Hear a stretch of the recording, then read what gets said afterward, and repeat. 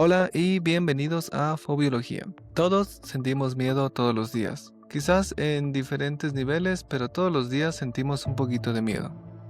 Y el miedo es una respuesta instintiva, es un sistema de alarma que nos ayuda a sobrevivir. Hay muchos podcasts sobre el miedo, sobre las fobias, pero todos o casi todos lo hacen desde la perspectiva de la psicología. En mi opinión, la biología también tiene mucho que decir. Este no es un podcast de salud mental, sino uno de ciencia.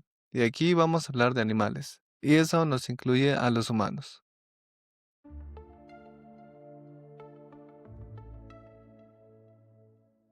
Entonces, para empezar, pongamos las cosas en claro. El miedo es súper importante. Su principal utilidad es la supervivencia para prevenirnos de posibles peligros, cosas que percibimos como amenazas.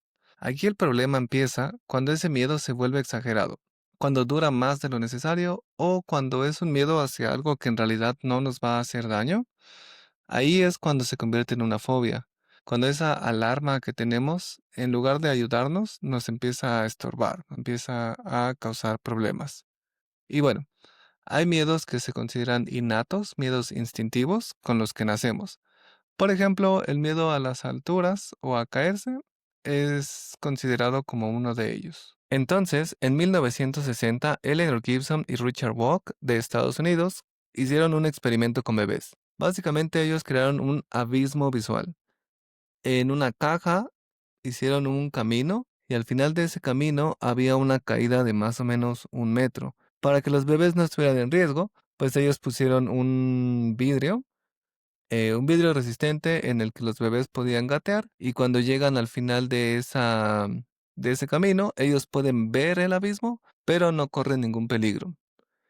Y bueno, este experimento también lo hicieron con bebés o crías de cabras, gatos, pollos y ratas. En cuanto a los animales, vieron que las cabras eran como las que eran más cuidadosas. Al momento de enfrentarse a ese abismo visual, se detenían, buscaban otras formas para cruzar. En cuanto a los bebés, fue algo similar. Cuando un bebé se acercaba al abismo, se podía ver que ellos se detenían y trataban de ver opciones.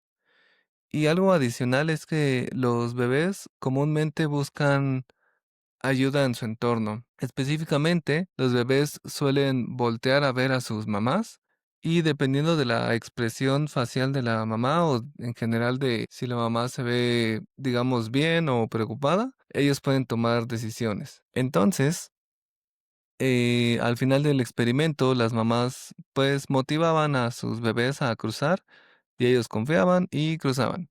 Pues Eleanor y Richard concluyeron que el miedo a las alturas es algo innato, pero estos resultados fueron un poco polémicos, porque los bebés que utilizaron tenían entre 6 y 14 meses de edad.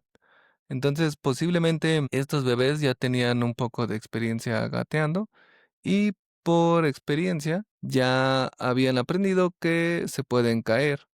1960 fue hace mucho tiempo. Entonces, vamos a ver qué dicen estudios más recientes. Karen Adolph, una estadounidense de la Universidad de Nueva York, ella es profesora de Psicología y Ciencias del Cerebro y también es la directora del Laboratorio de Acción Infantil. Pues Karen ella retó un poco esta conclusión sobre el primer experimento del que les hablé, precisamente por eso, porque ya tenían experiencia los bebés, entonces era difícil decir que fuera un miedo innato. Y también menciona que evitar las caídas no necesariamente significa tener miedo, sino que simplemente es una toma de decisión y los bebés están evaluando el riesgo, pero no significa que tengan miedo. Pues Karen hizo muchos experimentos en los últimos años. En el 2008 quiso probar cómo cambia la toma de decisiones dependiendo de la experiencia locomotora. O sea, ella tenía dos grupos de bebés, unos que solamente gateaban y otros que empezaban a caminar. Entonces, ambos grupos tenían que cruzar un camino, pero en este camino había pendientes. Una pendiente muy muy inclinada, otra más o menos, y una muy poco inclinada. Los bebés los considera como expertos en gatear y, por lo tanto, con la experiencia ellos saben medir bien sus límites. Entonces, los bebés que gateaban bajaban la pendiente más inclinada de forma segura, lo hacían como de espaldas.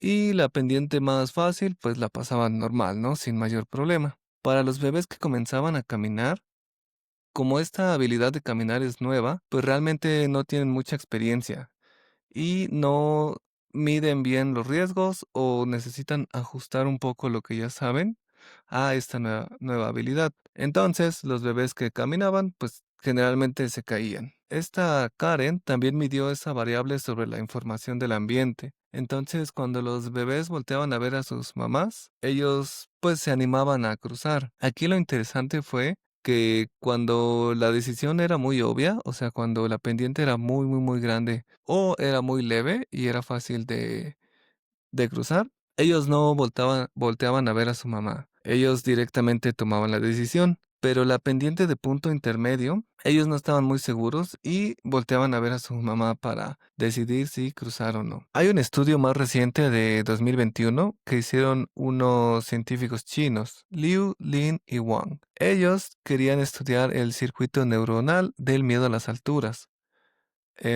Como modelo experimental utilizaron ratas y lo que hicieron fue poner electrodos en las ratas para poder medir la actividad de un área específica de la amígdala. La amígdala se considera como el cerebro primitivo y aquí, entre otras cosas, se procesa el miedo. Entonces, ellos pusieron a los ratones en situaciones como de miedo y estrés en general y midieron la actividad del cerebro. Bueno, obviamente los pusieron en un lugar elevado para ver cómo reaccionaban. También midieron respuestas fisiológicas como taquicardia, o sea que les aumenta el ritmo cardíaco. Y lo principal fue medir la actividad cerebral. Bueno, entonces cuando los ratones estaban expuestos a alturas grandes, se activaba un área de la amígdala, un área un poco específica que cuando se expusieron a los otros estresantes, no. Entonces, los otros estresantes fueron sonidos fuertes o repentinos, que también se considera como un miedo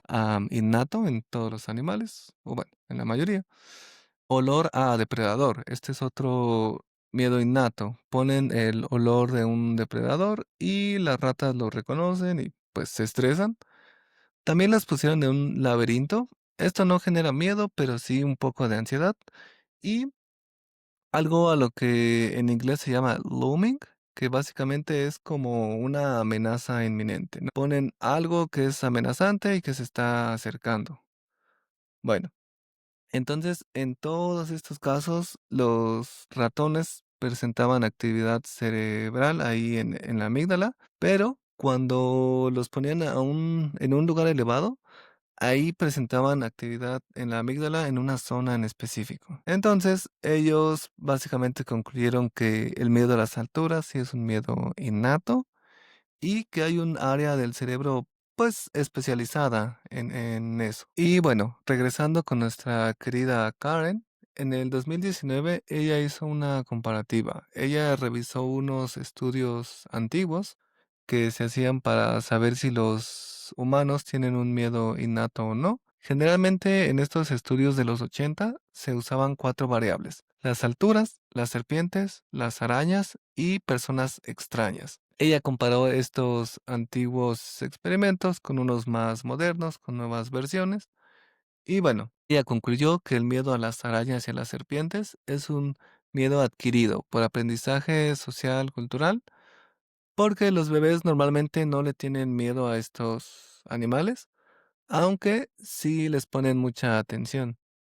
Pero bueno, no presentan miedo, eso es algo que aprendemos. Ahora, el miedo a las alturas, bueno, es controversial porque, como vimos, los científicos de China, ellos dijeron que sí es un miedo innato, pero ellos experimentaron con ratas, ¿no? Entonces eso podría ser cierto solo para ratas. Ahora, para humanos, pues esta Karen defiende que no es un miedo innato, que es algo que vamos aprendiendo. Conforme un bebé desarrolla sus habilidades motoras, pues va adquiriendo experiencia y pues aprende que puede caerse o puede lastimarse. Entonces, al menos para Karen, este es un miedo aprendido. Luego tenemos el miedo a las personas extrañas. Este es muy variable porque también depende mucho de las familias, de cómo los bebés fueron educados, qué tan expuestos han sido a otros personas. Pero en general ya hay como un consenso de que como humanos sí tenemos cierto miedo a lo que es diferente, a lo que no conocemos. Y bueno, lo que más me gusta de todos estos experimentos es que ellos, en todos destacan cómo los bebés siempre buscan información del ambiente, específicamente de su mamá. A mí se me hace algo súper interesante porque con los perros pasa algo similar. Muchas veces los perros voltean a ver a sus dueños y se ha visto que sí tienen la capacidad de reconocer como las expresiones de los humanos. Esto muchos de ustedes lo deben ver, como cuando regañas a tu perro y pones cara como enojado, pues tú puedes ver cómo él te entiende, ¿no? Entonces, especialmente cuando un bebé empieza a no un bebé, cuando un perro empieza a interactuar con su dueño por primera vez, los perros voltean mucho a ver a los dueños para entender si lo que están haciendo es bueno o malo. Continuando con los miedos, que son innatos o así se han considerado, está este miedo a lo desconocido. Y este quizás es el más controversial porque lo desconocido es algo muy ambiguo, muy amplio, ¿no? Puede ser cualquier cosa.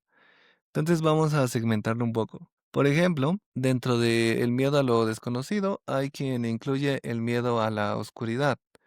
Y pues para algunos tiene sentido, porque tú puedes decir, bueno, los humanos somos una especie diurna, o sea que nuestra actividad es durante el día, entonces la noche puede representar un momento de vulnerabilidad. Pues es debatible porque yo pienso que en general todos los animales, digamos, en el mundo animal, pues están expuestos o son vulnerables casi todo el tiempo. Quizás sí, un poco más vulnerable en la noche si no estás, digamos, preparado o adaptado para estar moviéndote en la noche. Pero bueno, el otro miedo que consideran como a lo desconocido es el miedo a estar solo. Este se me hace muy interesante porque para los humanos como primates somos una especie que vive en grupo. Entonces estamos acostumbrados a convivir siempre con el mismo grupo y pues sabemos que dependemos del grupo. Incluso actualmente, cuando ya no estamos tan expuestos a peligros como depredadores, o sea, ahora vivimos en ciudades donde tenemos en general acceso al agua, tenemos refugio en nuestras casas, aún en estos momentos que todo es más fácil para los humanos, pues indirectamente interactuamos con muchas personas, ¿no? Para tener luz, para tener comida, necesitamos de otras personas sin importar qué. Entonces, el miedo a estar solo, desde un punto de vista biológico, es porque como humanos sabemos que si estamos solos, nos morimos. Otra vez, esto es particularmente cierto para los bebés. Los bebés, cuando están lejos de sus papás, sienten un miedo muy grande porque pues ellos no saben cuánto tiempo van a estar solos, no saben, pues realmente por qué están solos, ¿no? Entonces, específicamente con la mamá, cuando un bebé está lejos de su mamá, siente mucho miedo, lo único que piensa es, si no está mi mamá, me voy a morir. Y esto ya es una opinión muy personal, pero pienso que también las personas adultas, cuando ya empiezan a depender más de sus hijos, pues también tienen este miedo de estar solos y se pueden volver un poco sumisos. O sea, yo pienso que lamentablemente muchas personas grandes de la tercera edad, como saben que necesitan de los demás, pues aceptan malos tratos y en general se vuelven sumisos. Pero bueno, ese es una opinión. Aquí quiero hacer un paréntesis que se me hace muy interesante, que es la paradoja de la información. Entonces, los humanos tenemos esta capacidad de transmitir información de manera hablada, que pues es muy útil, y También tenemos la capacidad de escribir, entonces así la información puede permanecer durante años. Esto fue algo particularmente bueno para los humanos, el poder dejar las enseñanzas escritas y que las demás personas lo pudieran aprender. Pero actualmente la tecnología ha avanzado tanto, hay tantas áreas de especialidad que se necesitan muchos especialistas. A lo que me refiero es que la persona promedio, por ejemplo, no puede explicar cómo funciona el Internet. O sea, ¿qué es lo que pasa físicamente para que el Internet funcione? Creo que la mayoría de nosotros no lo sabemos y mucho menos podríamos replicar el Internet. O sea, si digamos mandamos a un grupo de 1000 o 10,000, 100,000 personas a Marte, ellos no podrían replicar todo lo que está en la Tierra porque se necesitan muchos especialistas. Entonces, en cuanto a sociedad, mientras más sabemos, pues como individuos, de alguna manera menos sabemos. O sea, piénsalo, de la tecnología que usas actualmente, ¿cuál entiendes realmente? ¿Cuál sabes cómo funciona? ¿Y cuál podrías replicar? Al menos para mí, siento que no mucho o casi nada. Pero bueno, para cerrar con el miedo a lo desconocido, aquí sí es un gran y contundente depende. Se han hecho estudios desde los 70s, hay algunos también más recientes del 2007, 2020, pero todos dicen más o menos lo mismo, que depende mucho de la experiencia del bebé, depende también de la cultura, de la familia, de cómo fue criado este bebé. Pero bueno, entonces hemos estado hablando tanto de miedos innatos como miedos adquiridos. Para tener bien en claro qué es un miedo adquirido, pues básicamente son miedos que se adquieren por la experiencia directa, algo que nos pasa y bueno, si nos pasa algo malo, pues posiblemente se desarrolle un miedo, sobre todo si es algo frecuente, como no sé, quemarte con una plancha, pues tú naturalmente no sabes que las planchas están calientes y te pueden quemar. Digamos que por ahí, por alguna razón tocaste una y te quemaste. Bueno, pues ya con esta experiencia aprendes a que la plancha puede quemar y pues un miedo hacia la plancha, claro. También por condicionamiento social, esto puede ser directamente si tus papás te dicen, pues tal ciudad es muy peligrosa o hacer esta actividad es algo muy malo. Tú vas aprendiendo esos miedos y es por el condicionamiento social que puede ser de tu familia, puede ser de tus amigos, de tus maestros, de las noticias. Con toda la información que recibimos, pues podemos ir adquiriendo algunos miedos. Que recuerden, el miedo nos ayuda a prevenir riesgos, entonces es algo bueno en general. La otra forma de un miedo adquirido es por la observación. Digamos, tú ves un asalto y ahí no necesitas que nadie te diga, no necesitas tú experimentar un asalto, simplemente observando esa situación, tú aprendes y adquieres un miedo pues a los asaltos. Ahora, ¿qué pasa cuando sentimos miedo? Bueno, cuando sentimos miedo, además de las reacciones fisiológicas que ya conocemos, como taquicardia, que en humanos se dilata la pupila, la sangre se va hacia las extremidades, aparte de todo eso, en general, todos los animales tienen dos opciones, pelear o huir. La respuesta más común en todos los animales es huir por una simple razón. Pelear requiere de energía y pues es también un riesgo, ¿no? Entonces, en la mayoría de situaciones, cuando un animal se enfrenta a algún miedo, lo que va a hacer es huir. Este miedo puede ser un depredador. Obviamente, si estás frente a tu depredador, pues tú huyes. Si tú intentas pelear, lo más probable es que no funcione. Ahora, esto me gusta mucho porque en humanos se puede ver fácilmente, sobre todo en estos videos como de cámara escondida.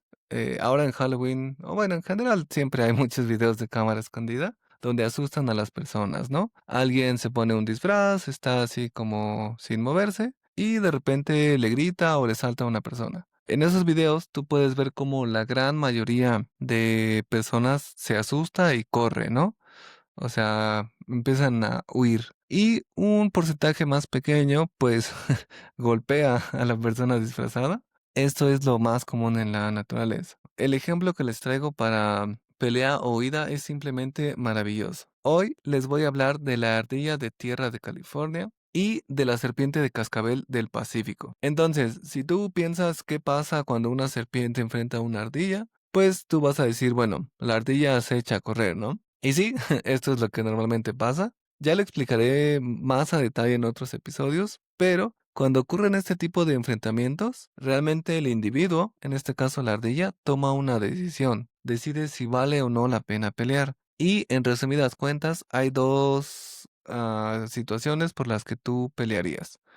Una, si no tienes de otra, si es la única opción pelear. Y la otra, si tú crees que vas a ganar. Todo lo demás, lo más común es huir. Bueno, entonces, en general las ardillas pueden huir, son ágiles y no tienen tanto problema para huir de las serpientes, pero el problema es que las serpientes van específicamente por las crías, por los bebés de las ardillas. Como dato curioso, estas ardillas bebés generan una especie de suero que les funciona como una resistencia fisiológica al veneno de la serpiente de cascabel.